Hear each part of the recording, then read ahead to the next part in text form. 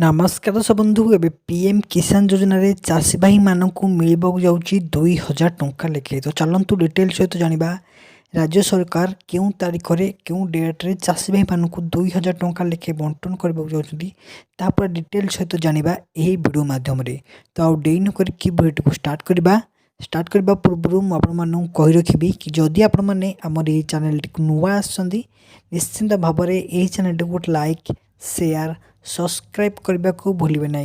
तो आपण मैंने तो निश्चिंत भाव में जानते कि राज्य में पीएम किसान योजना रे प्रत्येक चाषी भाई माने अंतर्भुक्त होती किंतु राज्य सरकार यह ई केवाईसी परिणत कर जो चाषी भाई मानकर निज जमी पट्टारे चाष करुथिबे तो से चाषी भाई मानकर केवल पीएम किसान योजना मिल बाकी जो मैंने फ्रॉड रे कि कौन कार्य से जदि चाष करेंगे ताहले से यही पीएम किसान रु वंचित करा जिवो।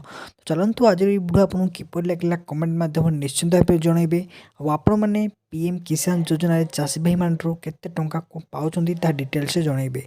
तो आज पे मोर एटुकु सांग माने जय जगन्नाथ रहउछि।